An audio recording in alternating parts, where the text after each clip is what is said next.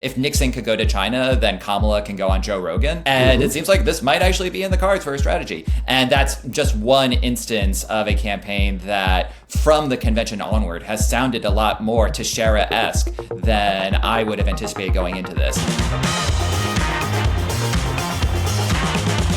Well, hello out there in podcast land. This is your bi-weekly hit of the Liberal Patriot Podcast. I am your host, Ruy Teixeira.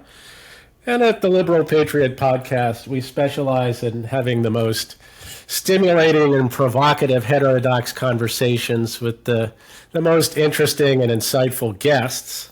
So along those lines, I'm very pleased to have today Tim Shenk, who is a assistant history professor at George Washington University. He also used to be co-editor of Dissent, right? But now just stepped down. Yeah. Still senior editor. Yeah. And he writes for the New York Times. There was just a great piece out recently based on what we're going to spend a lot of time talking about, which is his new book, Left Adrift: What Happened to Liberal Politics. I guess I should put it in. There we go. Okay, now everybody can see it because people watch this stuff on YouTube. I don't quite get it, but I guess they do. It's a nice cover, too. I'm proud to show it off. Yeah, no, it is a nice cover. So Tim's new book is that. We'll get to that. His previous book is Realigners, Partisan Hacks, Political Visionaries, and the Struggle to Rule American Democracy. Boy, that's a mouthful. I haven't read it, but I'm sure it's a good book. And it's about American political leaders and coalitions, that sort of thing. And not last but not least, a biography of the great Marxist economist Maurice Dobb. Now, that's a blast from the past. It's called Maurice Dobb, Political Economist, and you could buy it for like a few $1,000s on Amazon if you can find a copy. Proper Marxist pricing. Proper Marxist pricing. And, mostly we should really talk about Maurice Dobb and the transition from feudalism to capitalism and kind of just sort that out definitively, finally. I've been bracing for this my whole life. All right. Right. But maybe, I don't know if we'll have time to get to that, because we really do want to take a lot of time to talk about Left Adrift, which is so relevant to our political moment.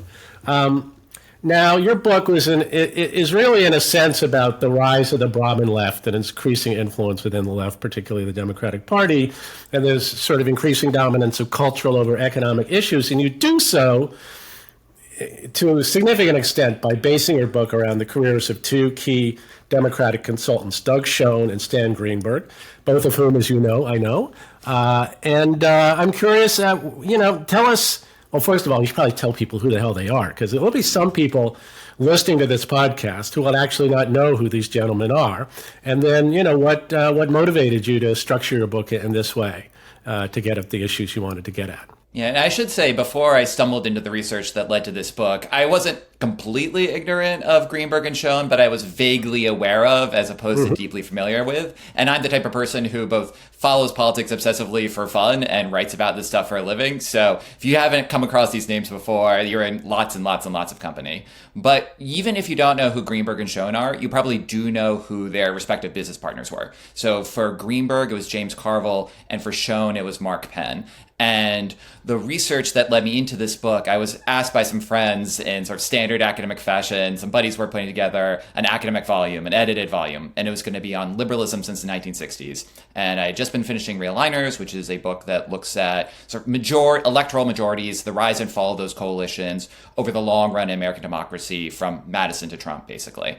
And I had told the story about the making of the populist right, and I had told a version of a kind of Brahmin Left story, specifically through looking at the career of Barack Obama. The thing that was missing in that story was what Democrats were up to during the ascent of that populist right, or the transformation of the Republican Party between Goldwater and Trump, and before the entry of Obama. And so I thought it would be fun to do just sort of a couple weeks excursion into debates in Clinton circles. Turned into a couple of years. But it was really, really fun. And so I had been aware that there were arguments during the Clinton years about coalition formation, obviously. But I thought I knew what the story was going to be, which is basically about how elite Democrats in the 90s were following that Chuck Schumer in 2016 strategy of, for every blue-collar voter we lose in the Rust Belt, we pick up 2 in the suburbs.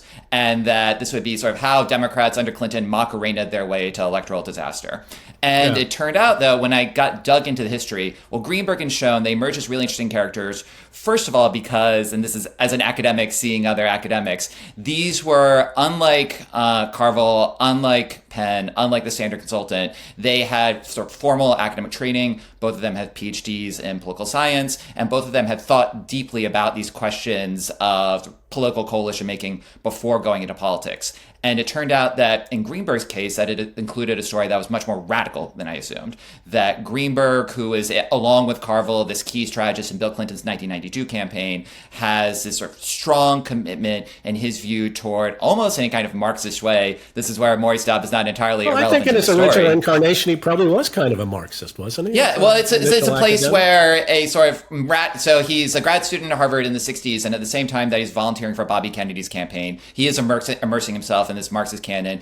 Antonio Gramsci is a really, really important early influence on him, and we can talk about the details of the story later, but the key for Greenberg is that he believes that with the right strategy, basically going hard on economic populism and maneuvering strategically around the culture wars, that Democrats can put together a sort of modified version of the New Deal coalition that keeps economic polarization at the heart of electoral politics. And this is, more than is often recognized, I think, the strategy that really guides Clinton in 1992. But runs into a lot of trouble as soon as Clinton takes office. After the 94 midterm debacle, Greenberg is pretty much unceremoniously eased out of the inner circle, and a transition begins that at first leads to this trifecta of Dick Morris, Morris's old buddy Doug Schoen, and Schoen's longtime business partner Penn. Eventually, Morris implodes because of a scandal around his personal life. He's shoved to the side, and Penn and Schoen really become the guiding hands of Bill Clinton's 1996 re-election campaign. And with them, you see a very different strategy toward building a Democratic majority when Democrats can no longer count post-1968 on more or less automatic support from working class voters. But importantly, instead of going the sort of caricatured neoliberal route of farewell to the New Deal order, let's give up on class politics altogether, or at least on working class votes, Schoen and Penn see post-1968 politics as essentially a struggle for Democrats to hold onto the center that will include trying to increase support with white-collar voters, but they are acutely aware that Democrats can't afford to be blown out completely with working-class voters, including white working-class voters. And this fundamental tension between Greenberg and Schoen, which really stands in for a basic argument about how center-left parties can win when economic polarization has given way to this more culturally charged conflict. It comes down to, is it possible through the right strategy, through this Greenbergian mix of economic populism and blocking and tackling the culture wars, to bring back something like the New Deal coalition? Or do you have to give it up for dead? Realignment is gone, and it's just a constant battle for survival that requires going to the center on both economic and cultural issues, because according to Penn and Schoen, not even economic populism moves working class voters anymore. Right, you have to have a sort of more complete accommodation to the new politics. So that sort of the more interesting intellectual history led to sort of a revision of the story about the Macon Democratic Party. And then just briefly, I would say what sold the deal for me on this book is that turns out by the 90s, if you're affiliated with a winning presidential campaign, as both Greenberg and Schoen were, then the day after the election, your phone is ringing off the hook with offers from around the world from different candidates saying, come do for me what you just did in the US. So with this book, I got to tell the story, not just of sort of a different perspective on the rise of the Brahmin Left in the US, but it kind of trying to chart a middle way between accounts that just center on the US, which are common among historians and journalists, and this more political science-y approach, which will say, here are the 50 data points I've gathered from a world, I put them on a graph, aha, here is modern politics. Like, I don't do these sort of, it's neither as granular as you would get as a full-bore sort of a bunch of full-bore national histories, but it's a little bit more than just the 50 stories on a graph. And in particular, with Greenberg and Schoen, I got to zoom in on the really fascinating cases of the UK, Israel, and South Africa, sort of case studies of left politics in the same period. Yeah, no, that's really fascinating stuff in your book, and I think it's a lot of material people probably aren't that familiar with. But I think, really kind of the essence of what you're saying here as you look back in the careers of these two towering figures is, there's this kind of like stylized left story about people like Greenberg and particularly Schoen and sort of generally about the evolution of the Democratic Party, this sort of caving into neoliberalism because they're not down with the working class, they're not populist enough, they're corrupted. But what you're really arguing, and I think there's a lot of truth to it, is they were trying to solve a real problem of which they were quite aware. They knew the working class was bailing out on the left, on the Democratic Party. And they knew that there was this emerging constituency among more educated or professional people, particularly in the suburbs. And so what they were trying to do is solve a puzzle. How do we do both? And they really did try to do both. I mean, at least they thought they were. I think people really don't understand, and I testify to this, someone who used to hang around with the DLC. They really thought that the way they were approaching things was the both and approach. They thought that by moving to the center on cultural issues, on budget issues, on economics, it would work out in the end. You would make both more working class voters and more sort of educated voters, which actually was a little bit different than Greenberg's approach, which was more sort of put more faith, as you're saying, in sort of turning up the volume of the economic populism and just trying to, hold down the damage on cultural issues. But they both were trying to solve that puzzle of how do you get enough of both to form a new and potentially dominant coalition. Now, as it turns out, and you talk about this in your book, Tim, it really didn't work out. The Brahmin Left is now more Brahmin than ever. And we're now in a position where it's quite possible Donald Trump will win this election and the working class will become even more oriented toward the Republicans than it was before. So this new coalition that would be both and potentially dominant doesn't seem to be in the offing. So with that in mind, what do you think they got right and what do you think they got wrong from their prescriptions? Which is another way of saying, why didn't it quite work out the way they thought it would? One other reason that led to me writing the book is that the impression that I had gotten from about this period in Democratic politics, and particularly with regard to the rise of the consultant class, these figures like Penn, Schoen, Greenberg, Carville, and it was through a mix of sort of, consensus in liberal left circles, and to agree, even what some historians who had begun to write about this period were saying, is that this consultant class is a group that, it's a bit of a caricature to say it, but it often comes across as there's some mix of evil and stupid. And the exact balance changes depending on the account. But they're engaged in this conscious betrayal of the working class, either because they're beholden to their donors or because they're just blind to the obvious political realities that are going to come bite them later in the process. And after spending about 2 seconds with Greenberg and Schoen, I just realized that didn't make sense. That the Greenberg story, again, what was appealing to me as a sort of dissentee, leftist, Bernie-crat in 2016, is seeing someone who, not exactly my politics, but a lot closer to my politics than I'd been led to expect, was right there in the mix in 1992. And that with Penn and Schoen, there was a much more respectable version of the story than I'd believed, which really does track with what you were saying. The epigraph of my book, it comes from the great political scientist V.O. Key, who says, more or less, the short and perverse argument of this little book is that voters are not fools. And I really did come to that through sort of wrestling with Greenberg's account and Schoen's account, that in a way, in all this talk about crisis of democracy since Trump's election, I think that there's a tendency, especially in left circles, to just define democracy as stuff that we like, and democracy as a system that is just supposed to deliver these egalitarian, inclusive results that, again, personally, I'm very sympathetic to. But the notion of democracy as a system for translating public opinion into public policy, when public opinion might very well disagree with stuff that I, Tim Shenk, want to see in the world, for instance, having Bernie Sanders be president, that is something that doesn't figure nearly as much as I think it should. Because, of course, you can't understand how to solve this crisis of democracy if you don't understand what the system is the function the system should be serving in the first place.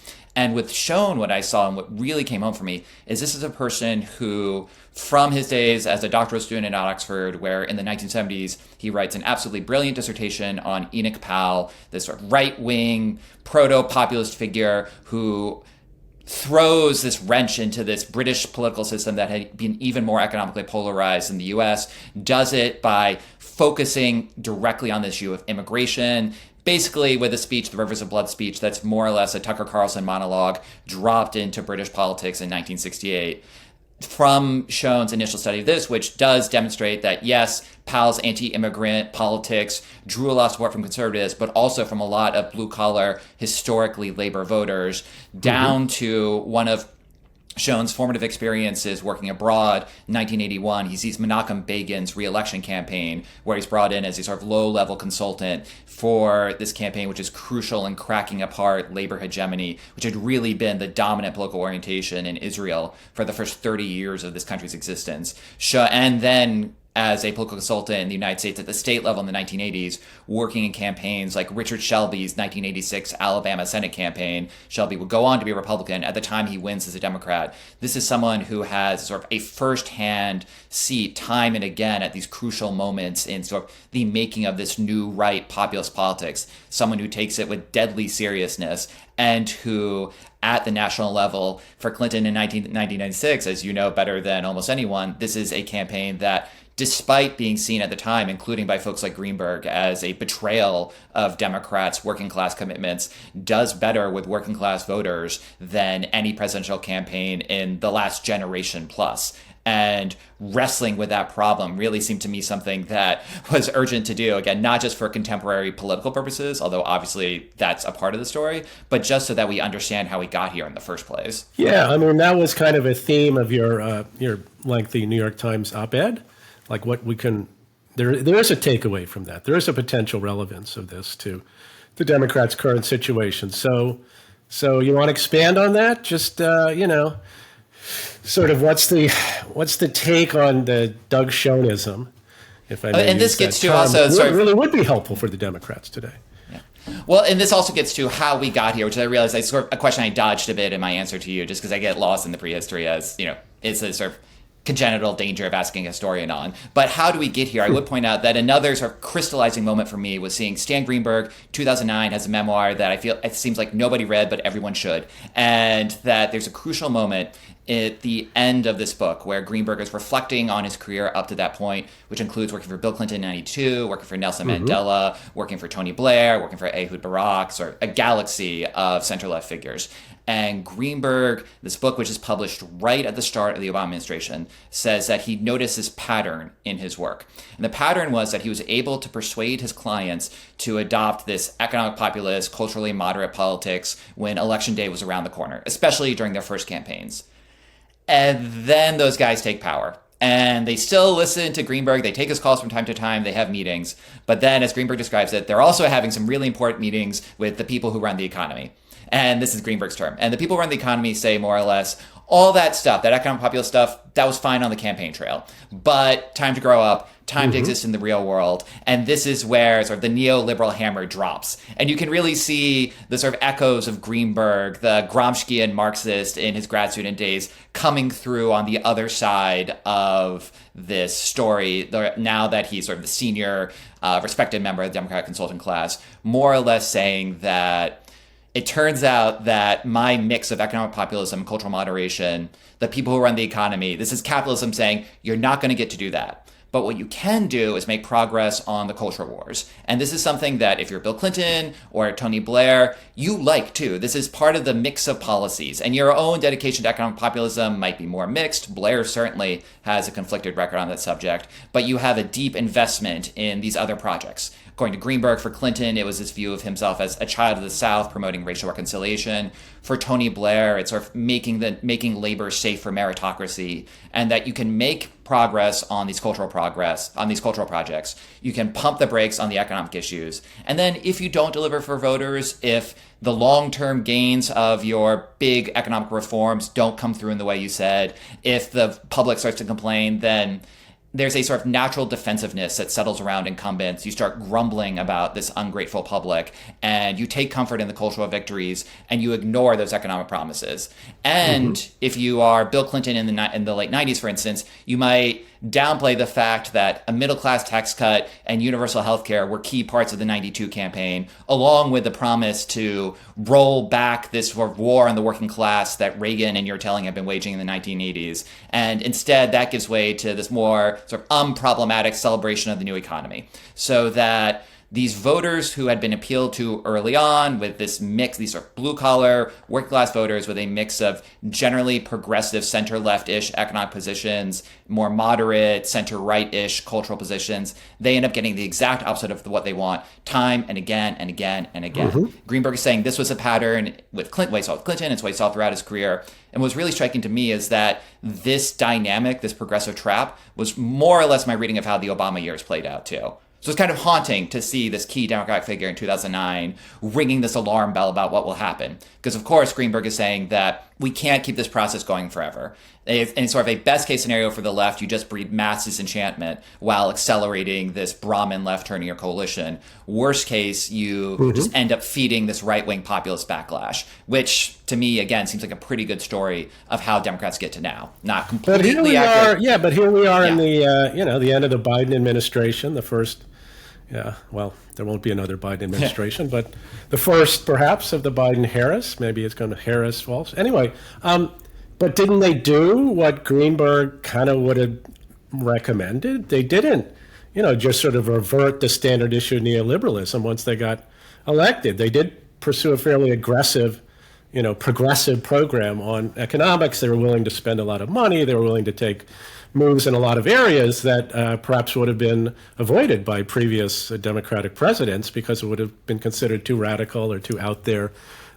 So what's that about? And they didn't seem to get much credit for it. So does that completely blow the Greenberg theory out of the water, or what's going on there? I feel like you and I are probably pretty simpatico on this, which would be to divide the failures into both substantive and strategic. So the substantive failure, of course, is just that in the first 2 years of the Biden administration, despite the pro-worker moves, despite supporting organized labor in a way that no president has in living memory and all the rest, median wages decline, right? You can't preside over sort of real world declines in standard of living and expect good rhetoric and long-term reforms to compensate for you. That's just not going to deliver. Voters, this is where I might diverge, not so much from you, but sort of like a more Matt Iglesias popularist type, where when I read Iglesias, it can come across as sort of him saying that voters will punish sort of politicians for taking any activist or aggressive stances whatsoever.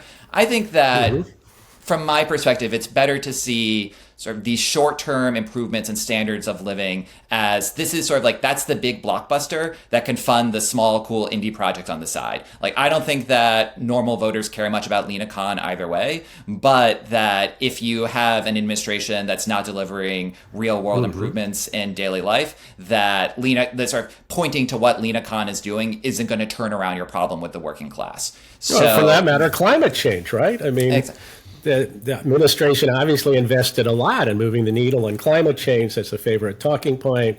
Biggest climate bill in history. We've done more than anybody else. And the fact of the matter is the working class doesn't really care terribly much about climate change, which, and then when they compare their lives under Biden to their lives under Trump, I mean, that's what's most important is not that Biden did more in climate change. What's important is that their living standards didn't go up as fast under Biden as under Trump. And, everybody hates inflation. Everybody hates having to pay more at the grocery store. And this was huge. I mean, so it's a big lesson there. Then you actually, whatever else you do, you have to put a lot of effort into making sure that ordinary people actually experience a definable and experienceable and believable improvement in their standard of living, whatever else you do.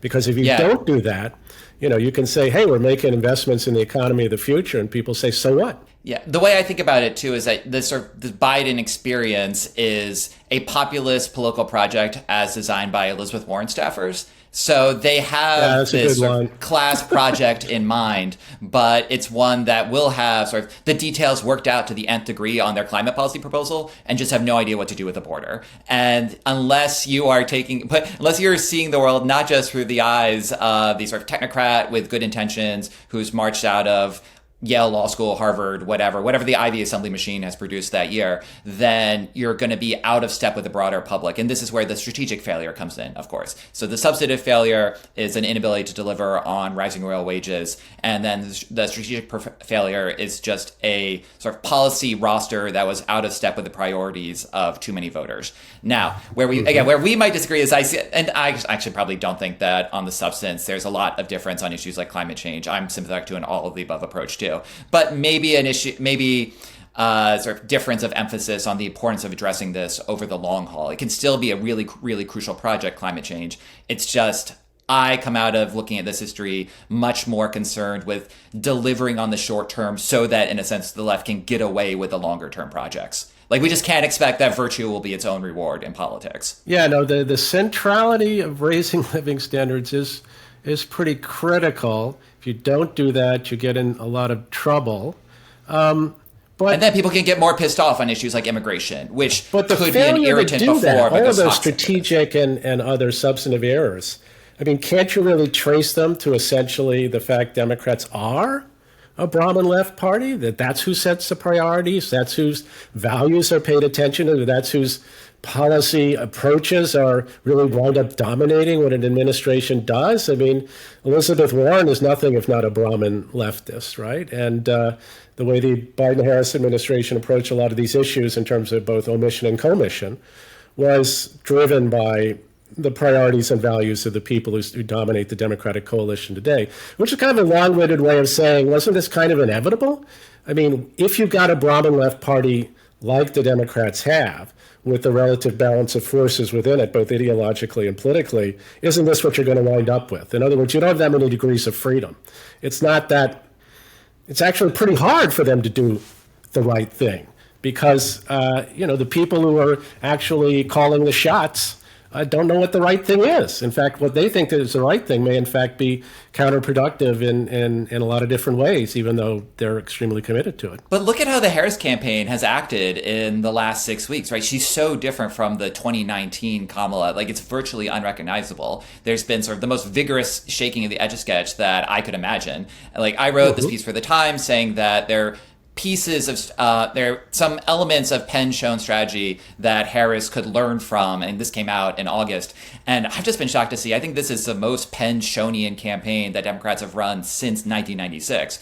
Like, at least based on their TV advertisements, you would think that the entire campaign is oriented around, like, the Liz Cheney voter, the sort of never-Trump moderate who's a disaffected Republican who they're courting so assiduously. Like, I toyed with the idea. I felt like I worried that it would be almost sort of pushing Harris types too far. In the piece that I wrote in August, I was saying, there's a sense in which Harris, because of her sort of biographical bona fides, is like no one is in the sort of progressive circle is going, or at least she's not going to run into nearly as much trouble pivoting to the center as Joe Biden would have. She has the sort of biographical certification that comes with being this historic candidate. So in a sense, just as Richard Nixon could make that pivot to China, could open up to China because of his unimpeachable Cold War credentials. Like, if Nixon could go to China, then Kamala can go on Joe Rogan.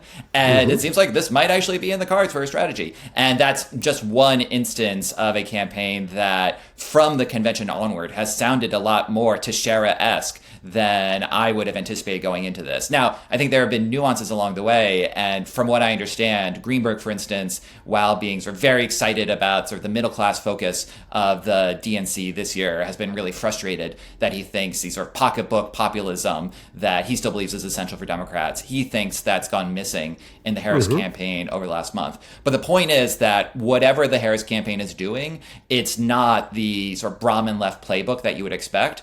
And I think this points to the fact that there is a shadow party out there, to borrow a term, that exerts an enormous amount of influence, especially over Democratic policymaking. But the consultant class is its own thing. And the consultant class in 2016 was, I think, bought into the notion that Hillary Clinton could be the face of this new Democratic majority. But things have changed a lot in the last 8 years. And even in the last 4, as you can tell by this sort of shown penny in turn that I think has taken place in the last few months. And if that's the case in politics, it leads me to conclude that there's more room to maneuver on policy too, or at least there could be, than we might be inclined to suspect coming out of the Biden years. Well, though one could argue that there's degrees of freedom in the context of a vital and very close electoral campaign for the Harris campaign and the people who run it to sort of read the polls and sort of realize they can't possibly run on what progressives have been so excited about for the last 4 or 5 years. They have to move to the center on some of these issues where Democrats are way out over their skis, and Harris herself has a record of being way out over her skis and taking all kinds of unpopular positions. So they're doing what's necessary to run a competitive campaign. But how sincere? What is it? How credible is this as something? If there is another Harris, there is a Harris administration, how will they follow through on these moves to the center on things like immigration, crime, race, gender, whatever? Will they actually try to get into the cultural wheelhouse of the working class, or will they simply revert to being what they were roughly before? I mean, in other words, you could have a modified Greenberg thesis about the current iteration of the Democratic Party is a run as cultural centrists, right? But then when they get into power, they'll move right back to the left because that's what the party wants. That's what the players and the shadow party and the advocacy groups and the people who staff the administration want, and what Harris herself believes. At least you could make that argument, right? So, I guess I need to be convinced, or I'm not convinced that, this move to the center by Harris really represents a change, a fundamental change of approach on the part of the Democratic Party and the part of her. In fact, I think what you could reasonably say, the progressive moment is over. If there was a cresting progressive move at the end of the teens into the early 20s, where the Democratic Party had moved to the left so sharply on a lot of these issues, this is a correction to that. And I think the bloom is off the rose in terms of the standard progressive approach in a lot of these issues.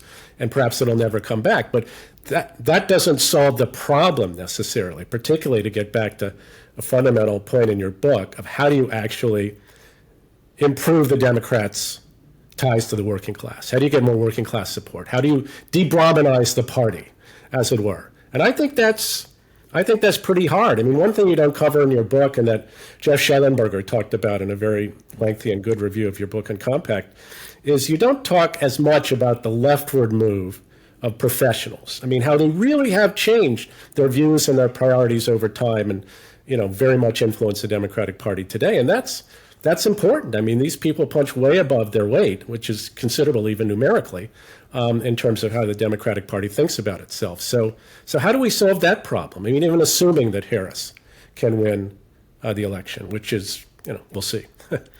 Yeah, in addition to sort of the obvious problems that we can see built into the structure of the Democratic coalition, you can also say, just look around the world too. Sort of the rise of this new type of progressive left shows us that this isn't just a bunch of contingent factors. It's not just a handful of people making bad decisions again and again. There's some things that are deep-rooted and structural going on here, which means that the safest bet in almost any argument, and this one too, is in any case of predicting, is to say, well, present trends will continue. You're never going to go far wrong if you just predict more of the same, or at least no one will get mad at you if you predict more of the same. And that could very well be right.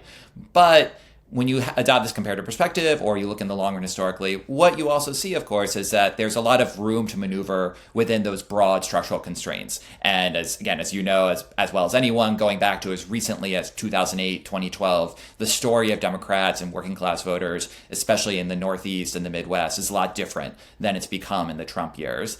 And yes, educated professionals have had this leftward shift in the last decade, but there's, to my mind, reason to be suspicious of exactly how deep this turn is, and something that has gotten into motion so quickly. To me, there's suggests possibility that it could be shifted, reversed, especially because this is my own perspective coming into play here. The reason why you write a book like this in the first place, I'm aware that this is not a campaign to win over working class voters, quad working class voters. Very, very unlikely they'll pick up this book.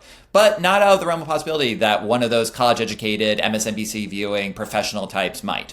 And if they do, I want them to come away with the message that we, and I say we because I am part of the problem here. I am one of those college professors. The call is coming from inside the house. I am not people like you, my God. Horny-handed son of toil. No, I'm not pretending to that at all. Right. I am very much the problem I described. But I think that we can approach ourselves as we view our position as we deserve, or we can have a seat on the bus. We just don't get to be driving the thing. And that if progressive Americans, college-educated Americans, are as empathetic and rational and sensible and democratically minded as we say we are, then we have an obligation to think again about democracy, not just as the stuff that we want to see out in the world, but as a conversation that is taking place crucially with working class, ordinary Americans who do have views that we sympathize with on deep, deep, deep levels. And that as a leftist, still, I believe that my politics comes out sort of a deep aversion to hierarchies, a deep aversion to power, a deep aversion to people not having control over their own lives. And that there's a case for this lowercase d democratic version of a left where that is not just a practical concession to electoral politics, but a real moral cause. This is something that I've just come out of the Trump years. My version of the crisis of democracy struggle session has been to decide that this version of democracy is a lot more beautiful than I'd realized before. And maybe that it doesn't speak to everyone, but this almost like idealistic case for practical politics, if it appeals to some of those professionals, it's an attempt to push things in the right direction. And then, of course, there's just the fact that political parties want to win elections. There is a deep tendency, a deep drive toward winning. And if after this round of voting, either Trump wins again or it's yet another agonizing nail biter, I think that the stage has been set for a different type of conversation, including within progressive, educated America, about what our obligations are. Well, Tim, I agree with all that, and I'd certainly like to see that kind of conversation emerge. But, I don't know who you talk to, but when I talk to my liberal professional friends, of whom I have many, and sort of just kind of try to read the room writ large, I'm not seeing a lot of rethinking of, their approach to the working class and to democracy in the way that you're alluding to. What I mostly hear is people who vote for Trump are really dumb. They're just stupid, and they're racist, and they're sort of almost beyond the pale. What we need to do, arguably, is like prevent them from getting this information that's manipulating them, because obviously they don't know what the real interests are. So I'm not sure how you get from there, at least very fast, what you're talking about, even in the aftermath of especially a Trump victory. I mean, come on, you think if Trump wins, that the reaction I assume some people will start rethinking things, but I think the knee-jerk reaction will be, oh my God, the dumb, the great unwashed have done it again. These people are complete idiots. And, I'm going to move to Canada or something. You know what I'm saying? I mean, I'm not hearing from people I know and from pundits I read, by and large, there's this understanding of why people might vote for Trump, why he might appeal to working class people, and a sense of the profound need for the Democratic Party to really almost radically change the way it presents itself to these kinds of voters. So, like I say, I'd like to believe, but when I look at the sort of the median liberal Democratic professional voter who, again, punches way above their weight in this political constellation, they seem pretty far to me still from moving in the direction you're talking about.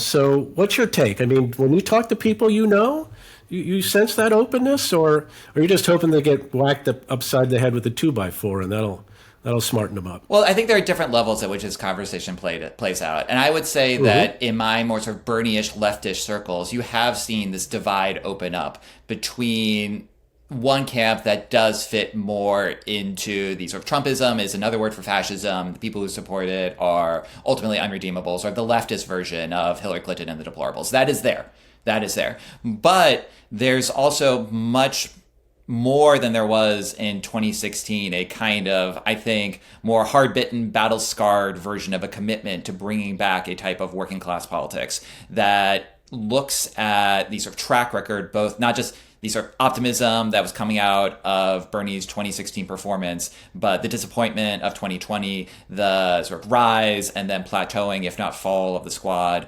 and the sort of more complicated record of Democrats and working class voters over the last decade.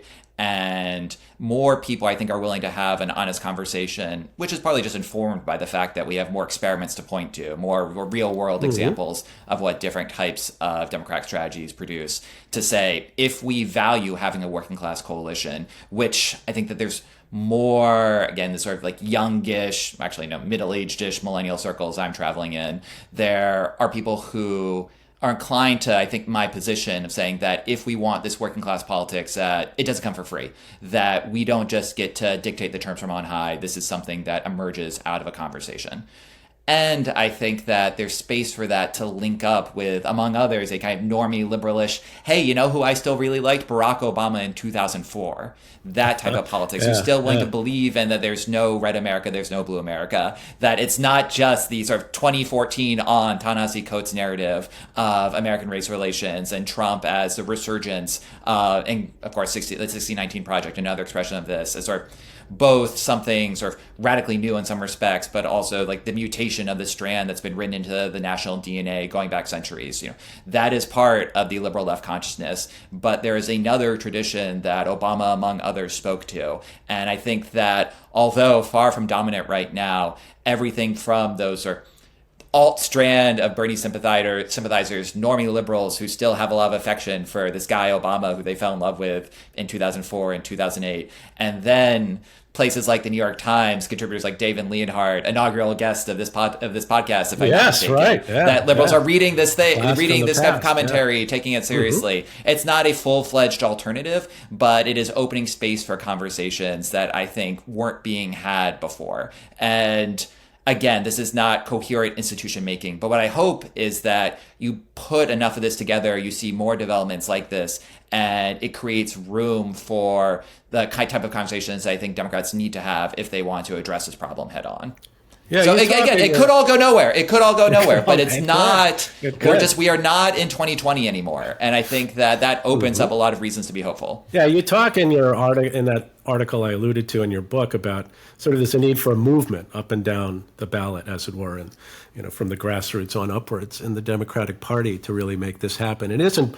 This probably gets to one of the points I was making earlier. It's not enough for Harris to talk about moving to the center and maybe even squeak through in an election. You really need a different current to really kind of gather strength within the Democratic Party. And I sense that's what you're hoping for, and you see at least some glimmerings of it. I guess we'll see.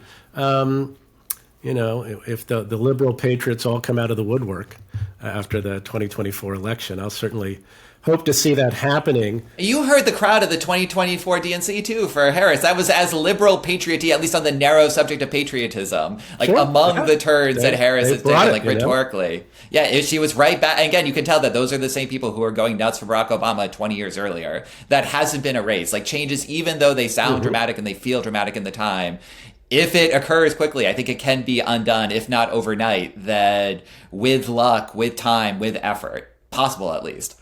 Do you think there's a necessity, and if so, what would it be, for some sort of true Sister Souljah moment? If not during this campaign, it's getting a bit late in the campaign for that, but if, Democrats in the aftermath win or lose, really making a decisive break with something like, race-based affirmative action or, stuff around crime, something basically immigration. You're really going to, have we're not just going to talk about, we'll pass a bipartisan bill if it shows up on our desk, right? We're actually going to basically close the border, and we're going to radically reform the asylum system. We're going to take the immigration advocacy agenda and we're going to throw it under the bus, ostentatiously. Which a key word here is ostentatiously. I think to get people's attention on these kinds of issues, you do have to do something really big that's obvious and creates controversy. The thing about the things Harris has done so far is they're pretty mild-mannered moves to the center, as moving to the center goes. They're basically disavowing really dumb stuff she said before and saying obvious things that are popular, like, I'm kind of for all of the above. I'm not for banning fracking. I do believe in border security. I'm not for crime. It's one thing to say that, which is good. I'm glad they're doing it. But do you think the appetite is that, well, first of all, do you think it's necessary? And second of all, would they really do it, and what would they be likely to do it about? Or maybe you think it's just not worth the candle. So this is where I'll have the disclaimer that much more comfortable as a historian talking about how things happen than where to go from here. So, and one of my lessons, but one of my lessons from this book too is I came away with more respect for this sort of Viochian understanding of democracy. I also came away with more respect for people like Greenberg and Schoen, who at their best really are trying to think their way into the heads of ordinary voters. So I'm reluctant to sit here not having spent time time going through the numbers, looking at results from focus groups, Right. saying what the best strategy should be. I would say, though, too, that from my perspective, there should be a Sister Soldier moment in the short term, but it would probably be better framed with the Biden administration than with the left itself. Although there are obviously elements where sort of Biden and parts of that sort of Elizabeth Warren left bleed together.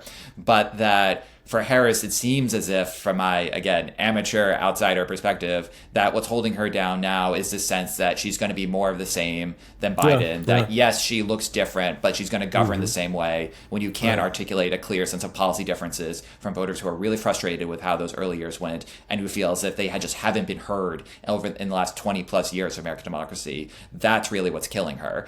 And if you want to explain why you're different, if you want to sell yourself to those voters who are still out there trying to decide, that would seem to me sort of item number one on the agenda, is explaining how you would be different than Biden. And the complete failure to articulate any substantive proposal there, to me, that's maybe the sort of signal weakness of the campaign going into this final stretch. Yeah, she kind of tiptoes up to the edge on that and then doesn't quite, go over the line, make the jump, whatever metaphor you want. It's like, it's and this gets to, I think, probably a problem with the strategy too, which is that you can have all these micro breaks on policies, but without a vision to tie it all together, then I worry it just doesn't break through the polarization machine, and that the system just defaults to vibes, and that you get the campaign that it seemed like she was running early on, and that sort of the from MSNBC to Fox News and beyond, the campaign that the shadow parties on both sides want to run, that's going to work through without a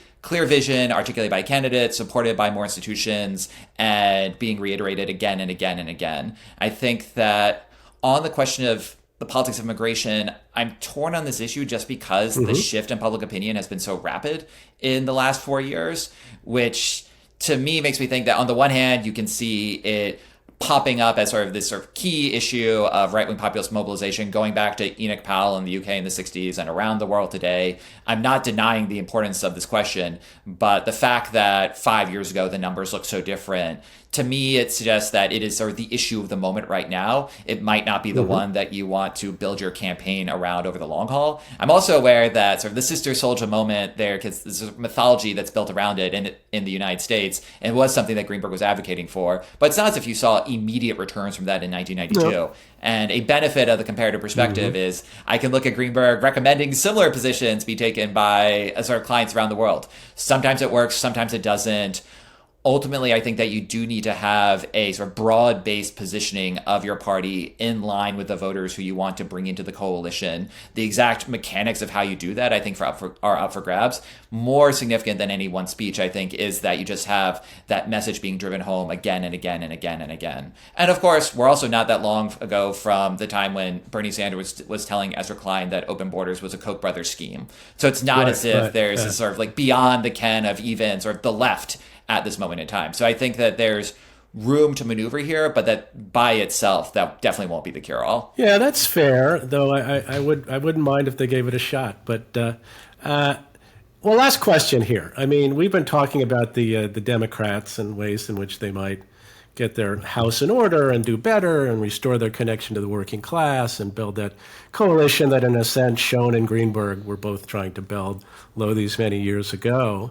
But why are you sure that the Republicans can't, build that coalition? I mean, they now are the party of the working class.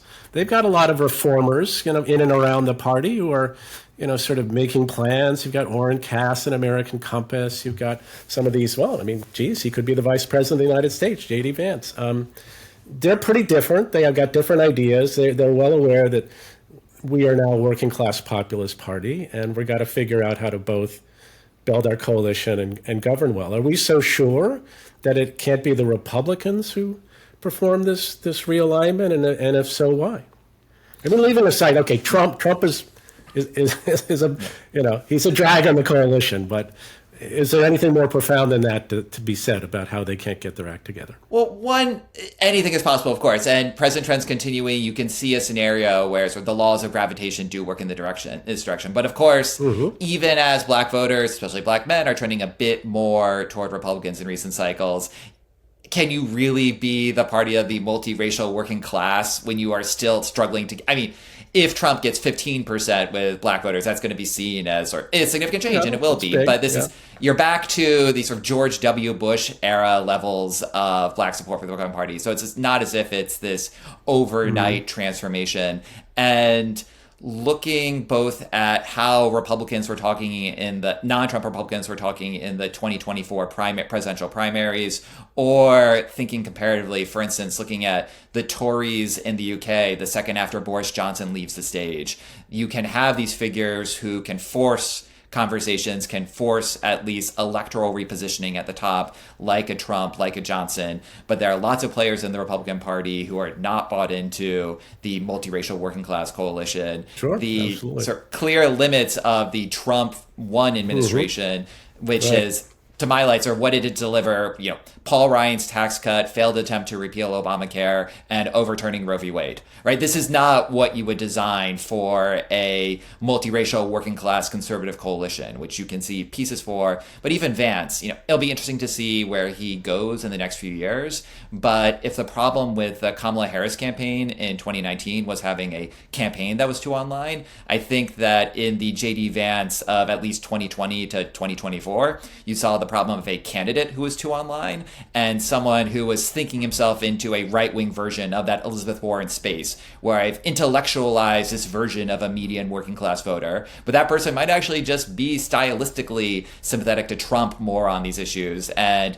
more in tune with Trump's defense of Social Security and Medicare and squishy waffling positions on abortion than J.D. Vance is, or more intellectually consistent, but therefore distant from the voters who he's actually targeting. You know, when Dave Portnoy's out there talking about, like, wait, what is this guy doing? It's a sign that Vance isn't appealing to that normie just dude out there that notionally he's reaching for. So the combination of these sort of persistent influence of a Republican donor class that hasn't gotten the memo on this, and the clumsiness of even these sort of multiracial working class coalition advocates, and then the snapback that you see in other countries where once the right-wing populist politician leaves the stage, then the old order tries to reassemble itself more quickly. Again, it is possible that Republicans get their coalition, but I think that we would be very, very wise not to understate the challenge that they would run into as well. Yeah, that's fair. In fact, I just put out a piece with a report with Yuval Levin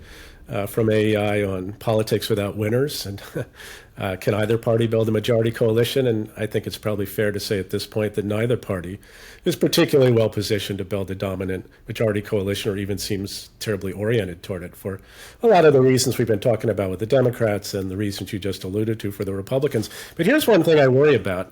I think there is a widespread perception among Democrats and people on the left that the Republicans are not only not well positioned to do this, they almost like can't do this, right? Which I think breeds a certain amount of laziness. I mean, because the Democrats can continue not fixing their vulnerabilities and trying more purposefully to build a real majority coalition if they are convinced the Republican Party is fundamentally benighted, undermined by its weaknesses, and can't possibly, outmaneuver them in the medium term.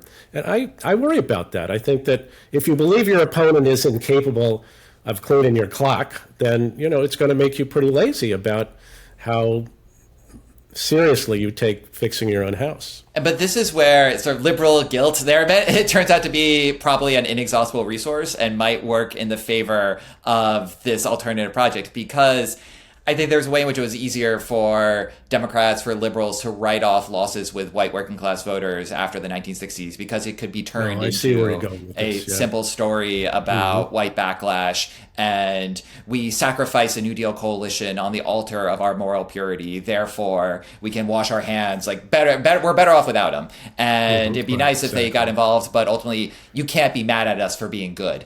And if the electoral change, and this was, in some ways, it can be validated in 2016, where the story of Trump's election is of driving up white working class turnout, and so it lent itself to a certain type of progressive narrative, along with continuing faith that the emerging Democratic majority would be there in the end. The combination of Trump as a minority president emerging Democratic elected majority. by... Where have I yeah, I know. Who would come up with that type of thing? I didn't realize what they do with it. Anyway, yeah.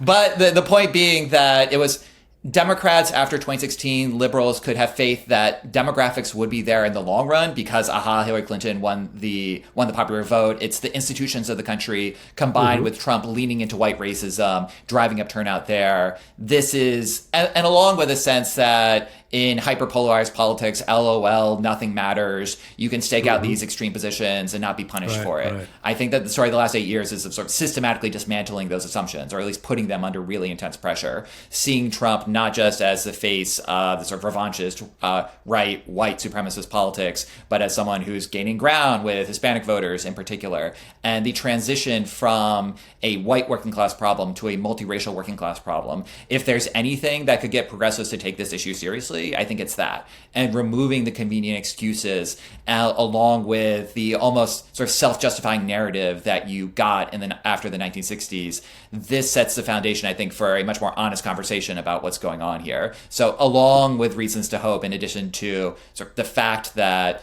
the intellectual landscape has changed, that there are different figures, more people talking about this than before, I think that if the story really is not just of a loss with white working class voters, then with the multiracial working class, that's more than anything else the thing that could spark a real crisis within the sort of democratic, progressive intellectual class. Well, Tim, we're definitely singing from the same hymn book in that one. That's a point I've made over and over, and I think the real world is now making that point and may underscore it in this coming election.